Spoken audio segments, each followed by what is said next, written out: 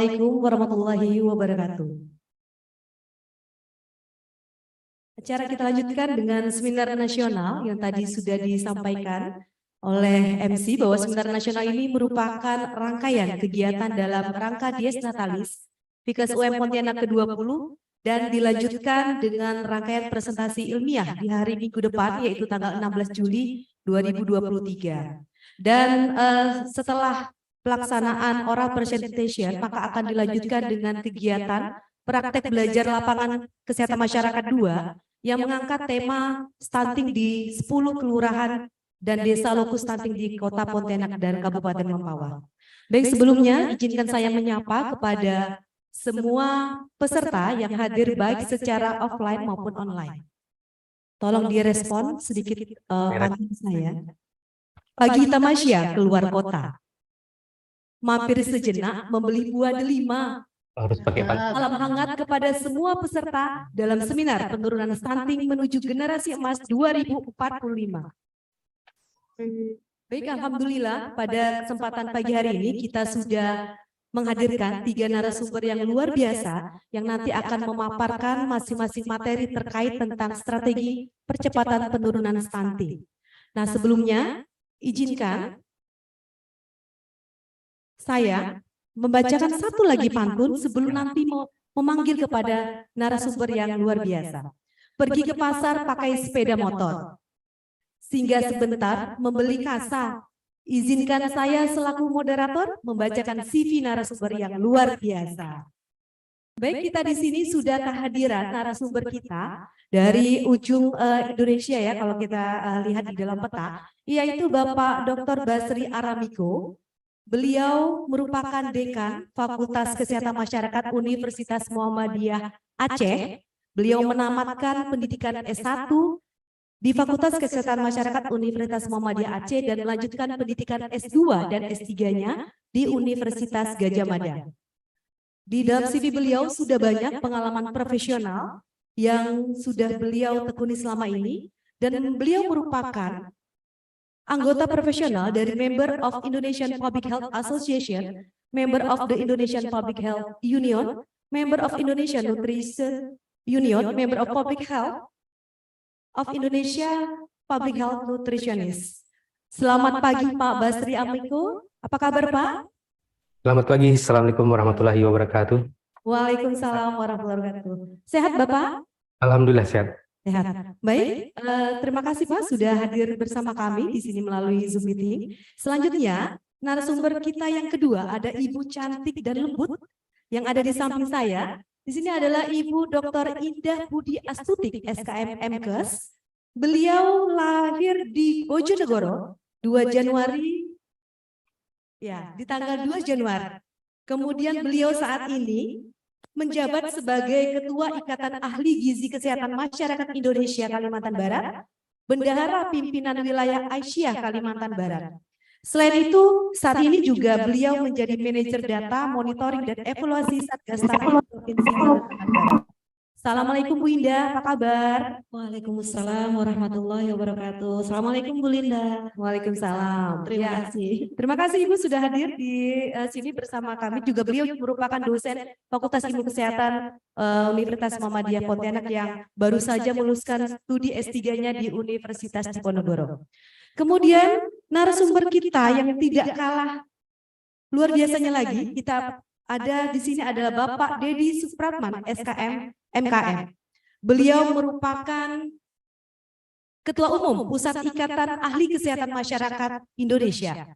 Aktivitas kesibukan beliau saat ini adalah menjadi staf ahli di DPR RI Komisi 9 Bidang Kesehatan, Kependudukan dan Ketenagakerjaan, staf ahli Kaukus Kesehatan DPR RI, anggota Badan Eksekutif Adinkes, Sekjen Kompak, Koalisi Masyarakat Profesi dan Asosiasi Kesehatan Lawan COVID-19, Sekretaris Dewan Pendiri LAMPTKes, Dewan Pendiri dan Pembina Yayasan Mitra Pangan Gizi dan Kesehatan Indonesia, narasumber dan presenter berbagai acara bidang kesehatan masyarakat dan juga beliau sebagai dosen tamu dan dosen tidak tetap di beberapa fakultas kesehatan masyarakat di Indonesia. Kalau kita lihat bacakan visinya, kita lihat di sini banyak sekali. Apakah sudah hadir bersama kami Bapak Dedi Supratman? Ya, mungkin akan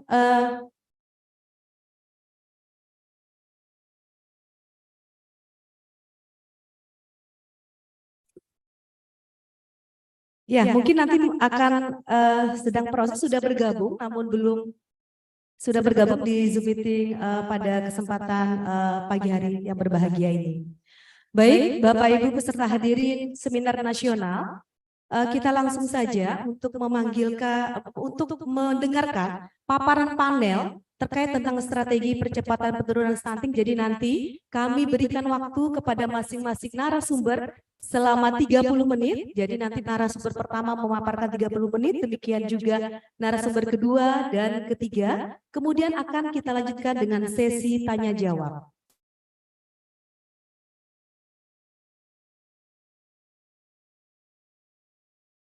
Restoran Pondok Nelayan menyediakan masakan ikan.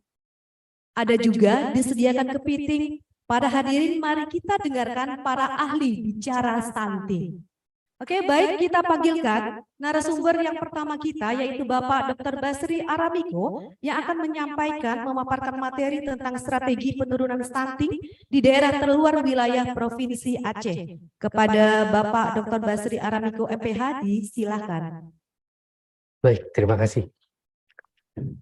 Izin saya berdiri karena di ruangan FKM Unmuha juga ada yang ikut daring. Saya berdiri karena hadir juga beberapa peserta yang mengikuti konferen di Universitas Muhammadiyah Aceh. Terima kasih Ibu Moderator, Ibu Dr. Linda Suwarni MKes. Assalamualaikum warahmatullahi wabarakatuh.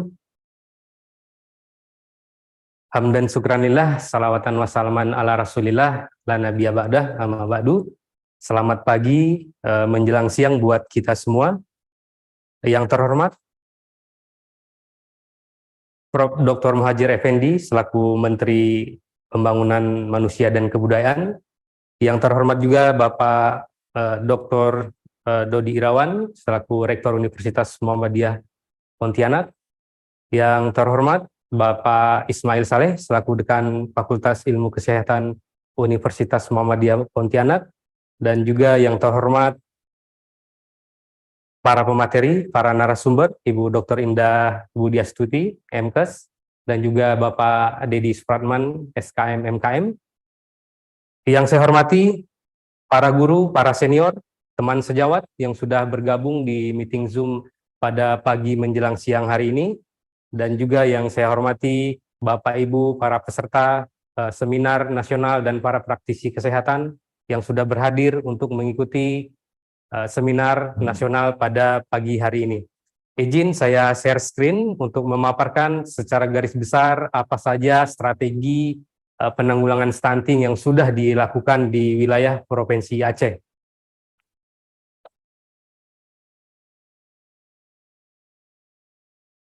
Sudah kelihatan slide-nya?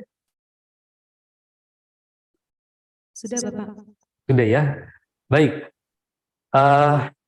Izin saya memaparkan strategi penanggulangan stunting yang sudah dikembangkan ataupun diinovasi oleh para tim penggerak percepatan penurunan stunting di wilayah Provinsi Aceh. Secara garis besar atau secara garis umum tentunya strategi yang dilakukan itu mengarah kepada 8 aksi konvergensi percepatan penurunan stunting di Indonesia. Nah, yang membedakan nanti barangkali adalah bagaimana approach ataupun strategi pendekatan yang digunakan untuk mencapai atau mengoptimalkan strategi-strategi yang berhubungan dengan strategi sensitif maupun strategi spesifik di dalam penurunan penanggulangan stunting di wilayah Indonesia, khususnya di wilayah Provinsi Aceh. Ya, sebagai outline dari presentasi yang ingin saya sampaikan pada pagi hari ini, yang pertama adalah apa sih tantangan yang dihadapi di dalam melaksanakan upaya-upaya atau strategi serta program.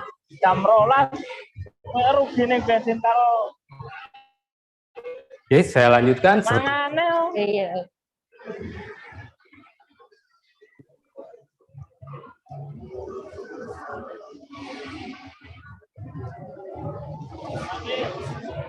Aku pernah survei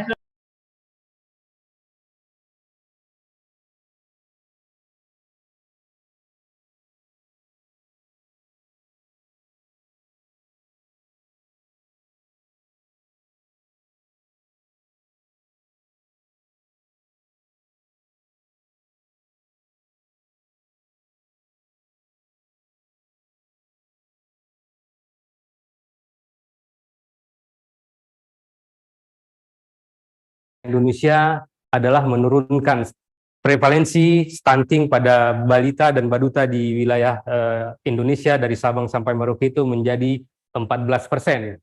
Ini adalah target kita bersama dengan beberapa program yang kita lakukan yang di seluruh Indonesia. Sebagaimana yang tadi di awal saya sampaikan, tentunya masing-masing wilayah punya strategi dan pendekatan yang berbeda, tetapi tujuannya adalah bagaimana mengoptimalkan 8 aksi konvergensi percepatan penurunan stunting di Indonesia.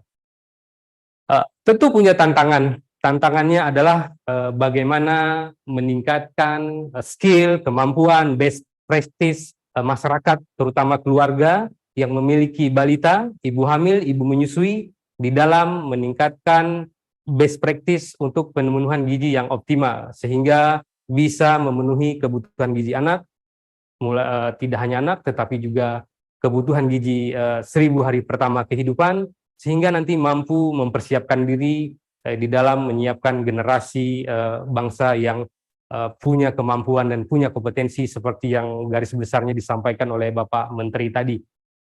Nah, di Provinsi Aceh yang menjadi tantangan untuk mencapai target penurunan stunting itu selain daripada faktor sosial ekonomi dan juga konsumsi secara langsung, tetapi juga masih ada perlu upaya eradikasi di dalam penurunan kemiskinan. Ini terkait dengan hygiene dan sanitasi. Lebih dari itu, ada faktor mendasar yang mempengaruhi program-program atau yang bisa saja perlu perhatian khusus di dalam menangani stunting di Provinsi Aceh, yaitu faktor sosiokultural ataupun faktor sosial budaya yang punya pengaruh besar terhadap pemenuhan gizi,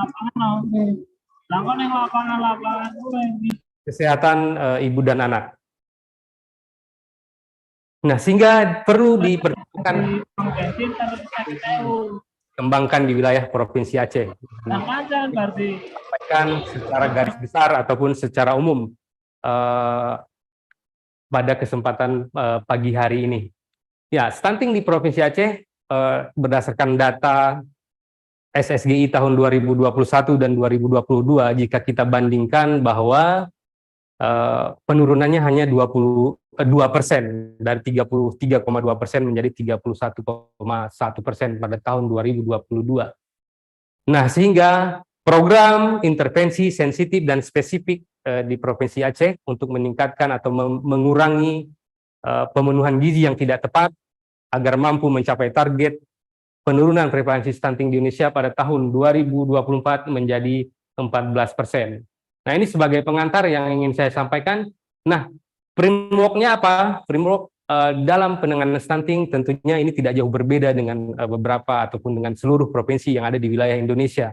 Yang menjadi intervensi tambahan di sini adalah di Provinsi Aceh membuat sebuah intervensi pendukung yang terkait dengan kelas ibu dengan metode yang berbeda nanti sekilas akan saya sampaikan, dan juga MTBS, imunisasi, dan juga suplementasi gizi. Nah, bagaimana action plan penanganan stunting di Provinsi Aceh? Tentunya juga mungkin tidak jauh berbeda dengan yang ada di wilayah Indonesia lainnya. Mulai dari penyusunan kebijakan, bagaimana program konvergensi dari multisektor, perilaku, kesehatan, ibu dan anak, dan perspektif pemenuhan gizi, kemudian bagaimana penyediaan air bersih dan sanitasi terkait dengan program penguatan STBM, sebagai contoh adalah memetakan lokasi-lokasi yang memungkinkan menjadi ODF atau bebas buang air besar sembarangan, dan juga bagaimana edukasi gizi dan kelompok-kelompok yang terlibat di dalam upaya penanganan stunting di Provinsi Aceh. Nah, kemudian tentunya ada surveillance yang kita ketahui bersama di semua provinsi dan di semua wilayah sudah dibentuk sebuah ataupun tim pendamping keluarga. Nah, pendamping keluarga ini di satu daerah atau di satu desa di wilayah Aceh itu terdiri dari 3 orang minimal, mulai dari TPK, ada keterlibatan bidan, dan juga ada keterlibatan masyarakat.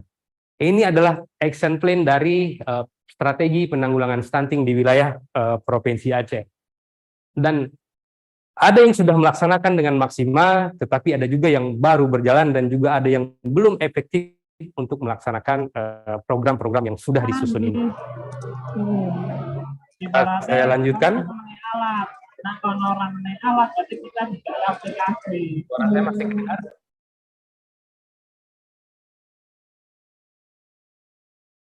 Masih terdengar. Masih. Baik. Saya lanjutkan. Nah, ini adalah action plan-nya. Dan berbicara regulasi, tentunya acuan kita adalah Peraturan Presiden Nomor 72 Tahun 2021 tentang bagaimana target-target yang ingin dicapai di dalam upaya penurunan stunting. Tidak berbeda dengan provinsi lain di Indonesia, Aceh juga sudah mempunyai sebuah kebijakan terkait dengan pembentukan tim TPPS atau tim percepatan penanggulangan stunting melalui keputusan Gubernur Aceh pada tahun 2022. Dan ini merupakan SK revisi atau kebijakan revisi terkait dengan tim TPPS dari yang sebelumnya sudah ada. Kemudian regulasi sudah kita ketahui bersama, setiap daerah itu punya regulasi sampai ke tingkat desa. Bagaimana peran masyarakat, bagaimana peran aparatur desa, sampai ke tingkat wilayah, tidak hanya di kabupaten, tetapi juga ke tingkat wilayah juga sudah ada regulasi atau kebijakan untuk keterlibatan masing-masing elemen atau unsur di dalam menanggulangi ataupun menurunkan stunting di Provinsi Aceh. Ini terkait dengan kebijakan, walaupun nanti ada beberapa kebijakan seperti keputusan Gubernur Aceh tahun 2022 ini akan direvisi karena dianggap masih belum sesuai dan sedikit mendahului keputusan Presiden nomor 72 tahun 2021. Nah, strategi pertama yang dilakukan di Provinsi Aceh adalah mapping bidang dan tugas, bagaimana peran lintas stakeholder, mulai dari Satuan Kerja Perangkat Aceh, Satuan Kerja Perangkat Daerah atau OPD, organisasi profesi, LSM, NGO, dan juga organisasi kemasyarakatan yang ada di Aceh. Organisasi kemasyarakatan salah satunya adalah bagaimana peran edukasi yang dilakukan oleh asosiasi seperti APA, Asosiasi Peduli ASI Aceh, di dalam memberikan edukasi untuk ibu hamil dan juga untuk ibu menyusui terkait dengan peningkatan cakupan ASI eksklusif, dan juga bagaimana peran dari Asosiasi Ibu Menyusui Indonesia atau AIMI Aceh terkait dengan bagaimana proses dan manajemen laktasi. Nah, tetapi di dalam presentasi kali ini saya tidak memaparkan keterlibatan SKPA tertentu di bagian mana dan apa yang dilakukan, tetapi saya hanya memaparkan strategi secara keseluruhan dari masing-masing peran lintas stakeholder yang tergabung ke dalam tim TPPS penanggulangan stunting di Aceh. Jadi strategi pertamanya adalah bagaimana pembagian tugas agar terhindar dari ego sektor dari masing-masing elemen atau dari masing-masing lintas stakeholder. Nah, berikutnya di dalam intervensi strategi baik spesifik maupun sensitif terkait dengan peran stakeholder tadi di dalam aplikasi atau program-program yang dilakukan, baik itu edukasi best practice, baik itu edukasi pola pengasuhan anak, pemenuhan gizi di Aceh, karena masih melekat faktor budaya dan juga kuatnya faktor agama di Aceh, maka strategi yang dilakukan pertama kali adalah melakukan pendekatan terhadap ulama, tokoh adat, tokoh masyarakat, dan juga aparat desa. Kenapa ini perlu dilakukan? Karena di dalam meningkatkan partisipasi masyarakat, misalnya untuk ke posyandu, untuk memberikan ASI, itu yang mereka dengar itu adalah ulama, yang mereka dengar itu adalah tokoh masyarakat, tokoh adat. Mereka akan datang ke posyandu, melakukan pemantauan, dan juga melakukan imunisasi. Yang didengar itu tidak hanya dari petugasnya, yang menguatkannya itu adalah ulama dan tokoh adat. Sehingga strategi approach untuk pendekatan ulama ini juga dilakukan di wilayah Provinsi Aceh. Ini adalah pendekatan yang paling dianggap bisa meningkatkan partisipasi masyarakat di Aceh dalam melakukan upaya-upaya pencegahan stunting di wilayah Provinsi Aceh. Nanti akan saya sampaikan seperti apa peran dari ulama ataupun tokoh adat ini. Berikutnya terkait dengan budaya dan agama, hasil riset saya tahun 2021, mohon maaf memang belum publish, tetapi ternyata dampak besar dari kebiasaan dan budaya itu berhubungan dengan stunting, bahkan berisiko menyebabkan stunting. Sehingga pendekatan atau approach yang dilakukan adalah bagaimana melakukan edukasi gizi itu berdasarkan ajaran agama dan kebiasaan masyarakat yang ada di wilayah tertentu. Tidak semua wilayah, tetapi juga memang ini perlu diterapkan sebagai pemicu bagi masyarakat untuk bisa berperilaku baik atau best practice di dalam penanggulangan stunting. Nah, kemudian selanjutnya untuk behavior change community campaign, ini juga perlu dilakukan di dalam kegiatan-kegiatan keagamaan. Karena awalnya masyarakat tidak proaktif untuk hadir ke posyandu, tetapi lahan untuk memberikan edukasi itu adalah di dalam kegiatan-kegiatan keagamaan. Arisan ibu-ibu pengajian contohnya, kemudian pengajian ayah contohnya, kemudian khutbah Jumat contohnya. Ini adalah bagian-bagian dari BCC campaigns berdasarkan kegiatan atau aktivitas-aktivitas keagamaan. Sehingga materi-materi yang disampaikan juga adalah yang terkait dengan materi-materi yang berhubungan dengan keagamaan, yang mengarah kepada anjuran Islam misalnya terhadap menyusui, anjuran Islam terhadap pola asuh, atau hadis-hadis yang berhubungan dengan bagaimana kewajiban orang tua di dalam pemenuhan gizi yang baik bagi anak. Nah, sehingga ini perlu melibatkan dukungan sosial dan juga dukungan tokoh masyarakat. Nah, ternyata ini juga dilaksanakan. Karena apa? Di dalam masyarakat Aceh, social value itu sangat melekat. Budaya agama itu sangat melekat. Sehingga ini yang perlu didekati terlebih dahulu. Kita tidak merubah budaya, tetapi melakukan penyesuaian edukasi best practice berdasarkan budaya dan juga berdasarkan agama. Nah, ini yang dilakukan sebagai local wisdom approach untuk perubahan perilaku pemenuhan gizi yang baik di wilayah Provinsi Aceh. Belum semua memang melaksanakan, tetapi sebagian besar pendekatannya adalah melalui sosial atau local wisdom approach ini. Dan ini di beberapa wilayah berhasil menekan atau menurunkan prevalensi stunting di wilayah Provinsi Aceh. Berikutnya, berdasarkan pendekatan keagamaan, Majelis Permusyawaratan Ulama Aceh sudah menuangkan fatwa nomor 6 tahun 2019 tentang bagaimana pencegahan stunting dalam perspektif Islam. Nah, ini diaplikasikan di dalam kegiatan-kegiatan seperti kegiatan KUA, kegiatan pendampingan calon pengantin. Nah, ini dilakukan. Nah, salah satunya adalah untuk di daerah perbatasan dan juga di daerah terluar itu dilakukan edukasi oleh ulama terkait dengan bagaimana pemberian ASI menurut anjuran Islam, pemenuhan gizi, dan juga pengasuhan anak menurut anjuran Islam. Nah, ini adalah approach religion atau culture terkait dengan strategi-strategi pendekatan bagaimana meningkatkan partisipasi masyarakat dan merubah perilaku atau pola hidup masyarakat untuk menjadi best practice di dalam pemenuhan gizi yang baik dalam rangka menekan angka stunting yang ada di wilayah Provinsi Aceh. Nah, pendekatan Islami lainnya ini berkaitan dengan peran dari Dinas Syariat Islam Aceh. Mereka melatih atau sudah dilatih dai di wilayah perbatasan dan di daerah terpencil untuk membuat suatu desa percontohan terkait dengan syariat Islam, bagaimana upaya-upaya pencegahan stunting di wilayah perbatasan ataupun di wilayah terpencil. Nah, ini peran dari Dinas Syariat Islam. Tidak hanya itu, terkait dengan pendekatan budaya dan agama, perlu adanya pendekatan budaya karena indigenous culture ini tidak semuanya berdampak negatif terhadap pemenuhan gizi. Ada budaya-budaya lokal di Aceh itu yang terkait dengan pengasuhan anak, perawatan pasca persalinan, dan juga pengobatan tradisional yang bisa mendukung pemenuhan gizi yang baik. Sebagai contoh, di salah satu wilayah dan di ruangan ini sudah hadir juga salah satu tim PPPS dari wilayah Kabupaten Aceh Tengah.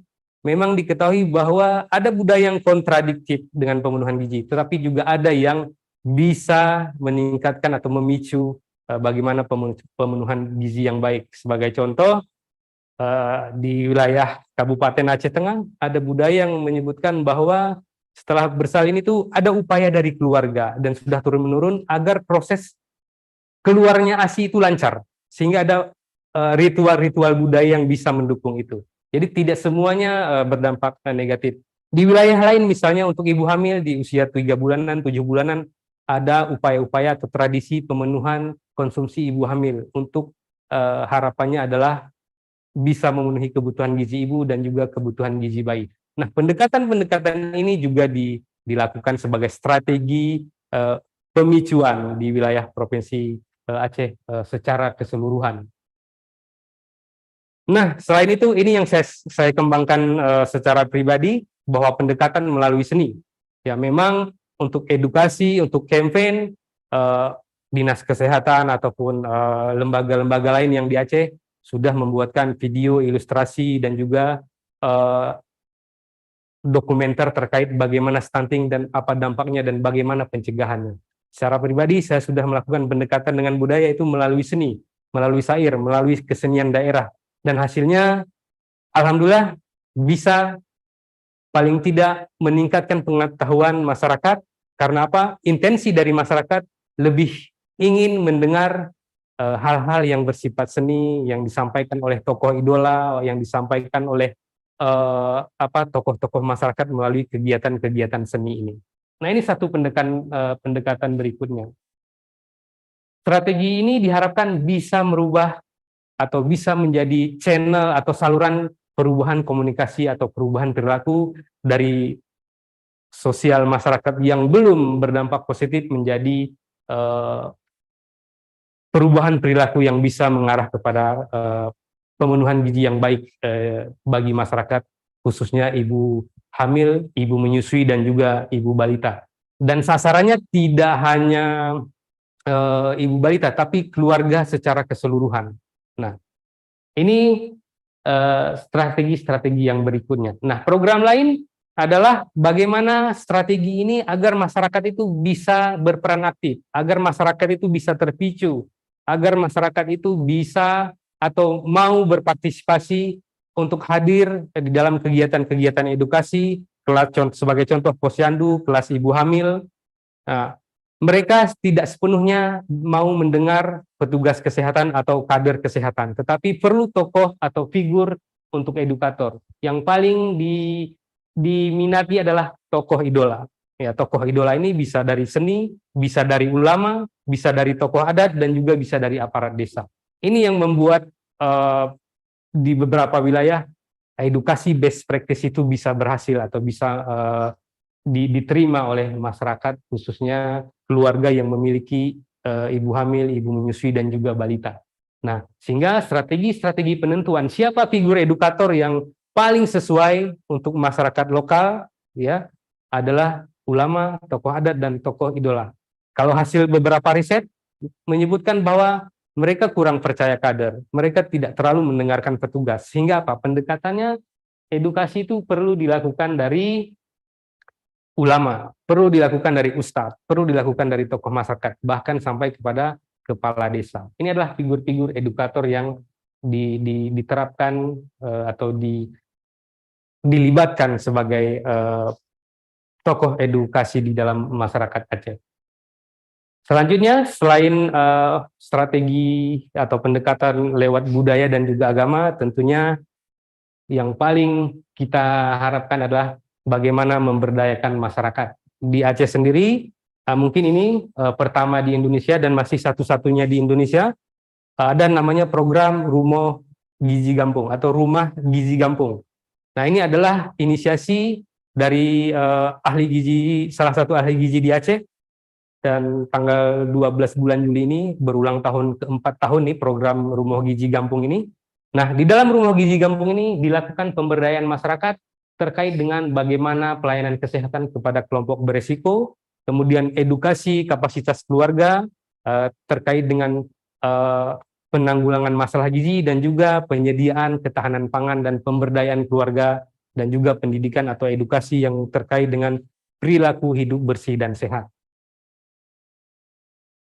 Baik, masih terdengar suara saya? Masih, Pak. Masih ya, saya lanjutkan. Program Gizi Gampung ini mempunyai beberapa kegiatan, salah satunya adalah pendampingan yang di daerah lain juga mungkin ada dilakukan.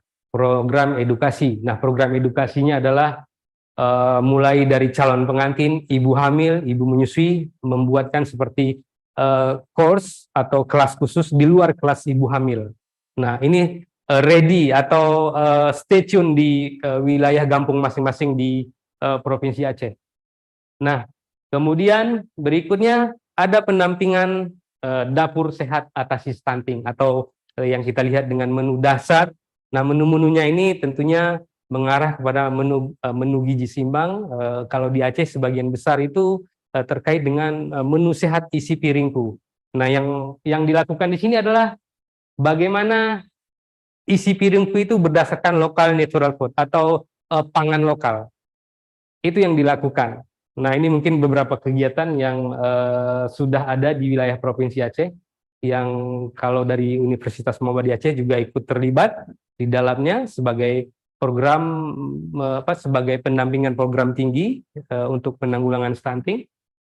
Nah, di dalam menu dasar ini, selain sasarannya yang sudah kita ketahui bersama, tapi juga ada program kegiatan yang berhubungan dengan fortifikasi pangan.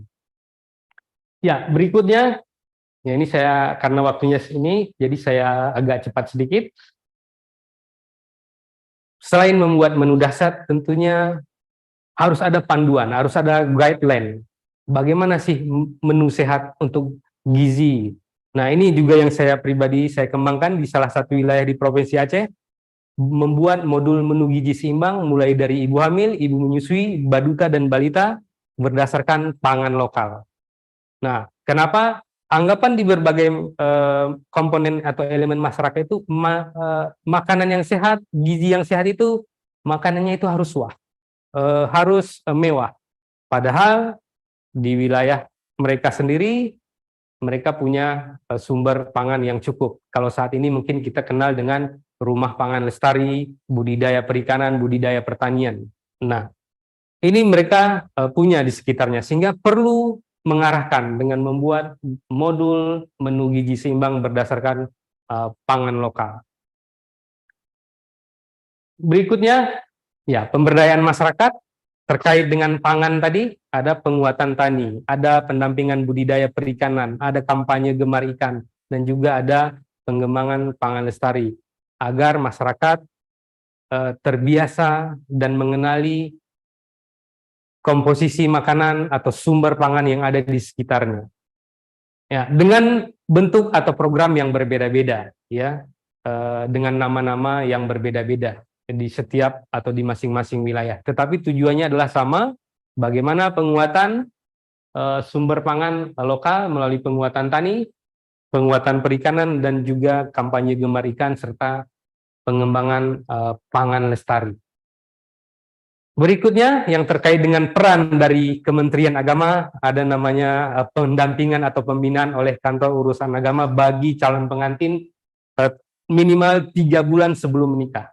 Apa yang dilakukan? Yang pertama adalah edukasi pembinaan calon pengantin, edukasi pranikah, kemudian bagaimana dampak dari nikah dini, karena di screening juga berapa usia nikah yang dibolehkan di Aceh. Sebelumnya adalah usia 16 bagi perempuan. Saat ini Kementerian Agama wilayah Aceh syarat untuk menikah di Aceh itu untuk perempuan adalah 19 tahun, tidak lagi 16 tahun, tapi 19 tahun. Nah, sehingga ada edukasi nikah dini, dampaknya, risikonya terhadap stunting atau terhadap pemenuhan gizi. Nah, juga dilakukan edukasi perubahan perilaku, bimbingan perkawinan, edukasi gizi, edukasi kesehatan reproduksi, dan juga screening kesehatan ibu hamil dengan upaya-upaya salah satunya adalah pemberian tablet tambah darah. Nah, ini yang dilakukan oleh Kantor Urusan Agama di wilayah masing-masing di Aceh. Nah, ini merupakan peran dari Kementerian Agama di wilayah Provinsi Aceh. Berikutnya, tentunya sudah kita pahami bersama, setiap wilayah, setiap desa itu punya pendampingan keluarga berisiko. Ya, tidak hanya kakak asuh, tetapi juga ada, tidak hanya bapak asuh, tetapi juga ada ibu asuh, dan juga ada kakak asuh untuk mendampingi kelompok-kelompok atau keluarga yang berisiko stunting.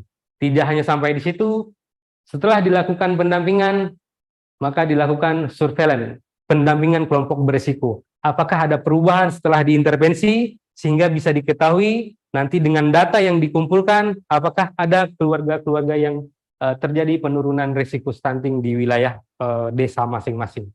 Nah, selain pendampingan juga dilakukan surveillance pendampingan kelompok berisiko. Nah, ini bermain dengan data nanti.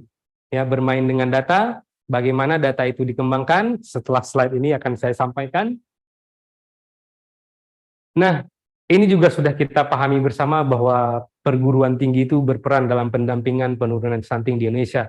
Universitas Muhammadiyah Aceh, khususnya Fakultas Kesehatan Masyarakat, terlibat ya seperti universitas pada umumnya, Tridharma Perguruan Tinggi, analisis kasus stunting, audit kasus stunting, kemudian melibatkan mahasiswa dalam kegiatan yang kita sebut sama-sama adalah mahasiswa penting, dan juga tentunya dalam program-program kegiatan seperti KKN tematik.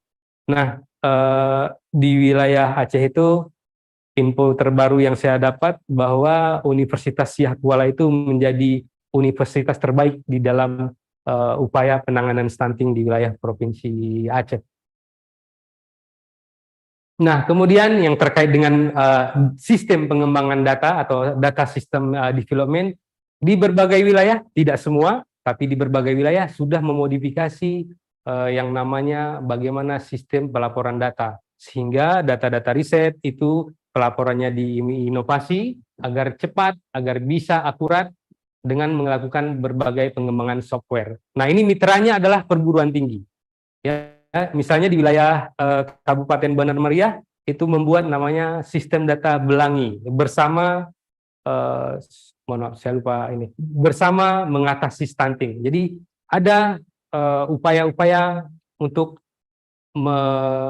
mengembangkan sistem pelaporan data di wilayah masing-masing. Nah, berikutnya, ya, inovasi data yang dilakukan seperti di daerah salah satu kabupaten di Provinsi Aceh, bagaimana pencatatan dan pelaporan keluarga dan kelompok berisiko itu dikumpulkan dari masing-masing desa, sehingga diketahui apa saja intervensi yang sudah dilakukan, siapa orang tuanya, data orang tua balita, data orang tua baduta, data kelompok ibu hamil, data kelompok remaja, dan juga data lokasi anak atau balita beresiko stunting. Nah, ini semuanya didapatkan dari hulunya itu adalah dari pelaporan dan pencatatan dari wilayah desa. Dalam hal ini yang berperan adalah bidan desanya. Nah, ini inovasi data, sehingga datanya itu bisa akurat, bisa valid, dan bisa disinkronisasikan dengan baik, sehingga menjadi satu sumber data yang valid yang bisa kita gunakan sebagai intervensi pencegahan stunting di wilayah Provinsi Aceh. Berikutnya, ya, dari data ini kita bisa melakukan mapping kelompok berisiko, dan datanya itu real time dilaporkan, sehingga kelompok-kelompok berisiko itu bisa segera dilaporkan ke tim TPPS dengan memanfaatkan aplikasi Newsiga. Jadi tidak hanya akseptor KB, tidak hanya keluarga. Kalau Newsiga ini seperti bagaimana kita ketahui adalah komponennya itu kan Bangga Kencana, tetapi juga dimanfaatkan sebagai laporan kelompok beresiko stunting di wilayah desa masing-masing. Nah, berikutnya dari pemantauan data itu akan dilakukan evaluasi dari hasil intervensi yang sudah dilakukan. Apakah terjadi penurunan risiko atau perubahan dari hasil intervensi? Nah, ini dipantau hasilnya, yang reguler, secara reguler dipantau hasilnya. Nah, kemudian berikutnya, ya, ada data, tentu ada audit. Ada intervensi, tentu ada audit. Nah, yang dilakukan pertama kali adalah audit maternal dan perinatal, untuk menemukan beberapa kelompok yang belum maksimal diintervensi dan kelompok-kelompok yang tidak proaktif, yang kurang partisipasif di dalam upaya best practice pencegahan stunting. Contohnya bisa ditemukan keluarga-keluarga atau balita yang tidak dilakukan pemantauan di posyandu.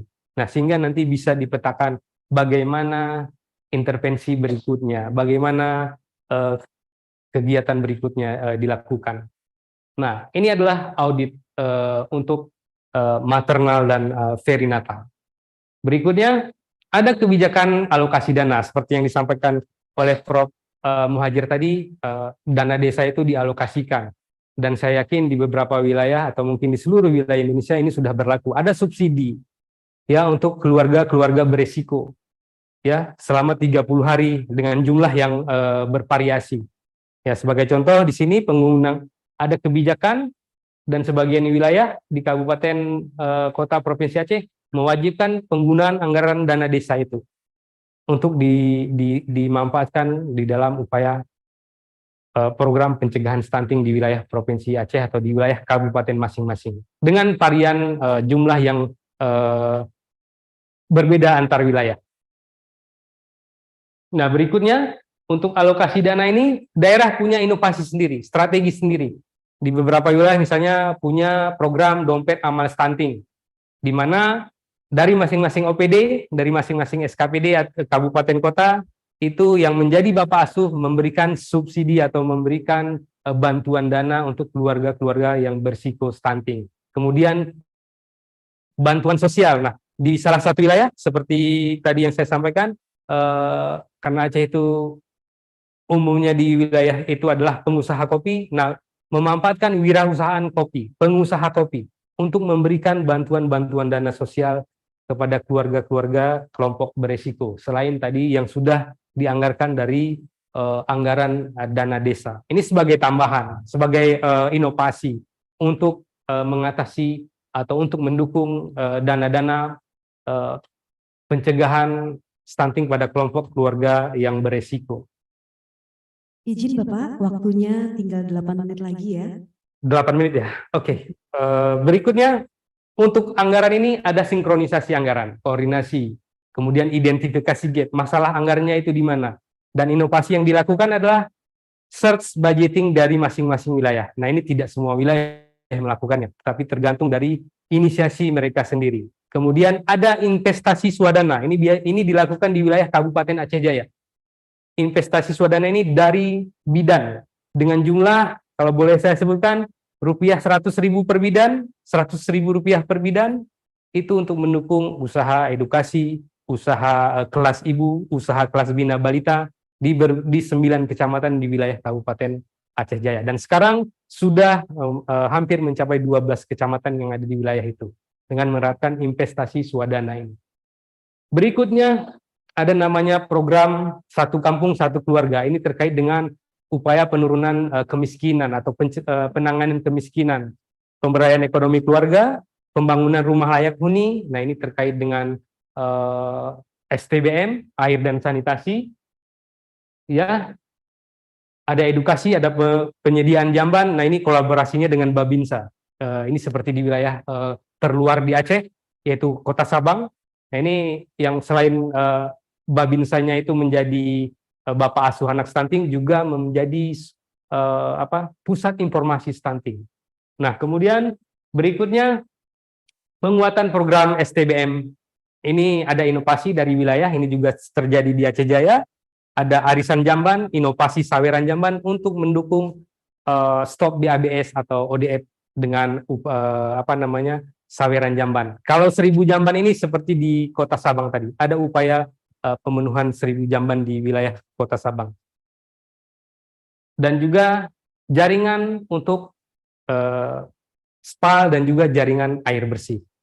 Nah, ini juga dilakukan. Ini mungkin lebih ke kegiatan yang sifatnya itu jangka panjang. Nah, kemudian untuk memantau kelompok berisiko dilakukan gerakan ukur ulang stunting untuk memantau apakah intervensinya berhasil, apakah ada peningkatan prevalensi stunting, apakah ada penurunan, dan juga aktivasi posyandu. Nah, ini juga dilakukan di beberapa wilayah seperti di wilayah Kabupaten Pidi Jaya. Nah, ini sudah, saya yakin sudah familiar di wilayah masing-masing, ada kelas bina gizi balita, tetapi inisiasi yang dilakukan di Provinsi Aceh adalah inisiasi posyandu ayah. Nah, ini diinisiasi oleh Fakultas Kesehatan Masyarakat Universitas Muhammadiyah Aceh, inisiasi posyandu ayah. Kalau modul inovasi pengasuhan ayah keluarga itu sudah diaplikasikan di wilayah Kabupaten Aceh Jaya. Untuk itu di wilayah lain kita coba membuat strategi bagaimana mendirikan atau menginisiasi posyandu ayah terkait dengannya perilaku hidup sehat, tidak, sebagai contoh tidak merokok di dalam rumah dan seterusnya. Nah, berikutnya ada workshop training untuk mendeteksi dan melakukan pencegahan. Ada pelatihan TOT, ada pelatihan Master of Training untuk pola asuh, guru PAUD. Nah, ini bekerja sama dengan bekerja sama dengan DP3A, ya, bekerja sama juga dengan beberapa instansi lain di daerah. Kemudian screening dan sweeping, kejar timbang yang paling menjadi target adalah kejar timbang balita untuk mengatasi ibu-ibu yang kurang berpartisipasi di dalam melakukan pemantauan status gizi anak pada usia balita. Berikutnya diseminasi informasi ya terkait dengan stunting dengan berbagai metode, media online, talkshow dan yang lain-lain. Ini dilakukan diseminasi informasi dan sosialisasi terkait dengan stunting. Nah, kemudian juga ada publikasi stunting terkait dengan keluarga berisiko. Jadi datanya itu dipublikasi, didiseminasi untuk dilakukan intervensi yang tepat. Ya.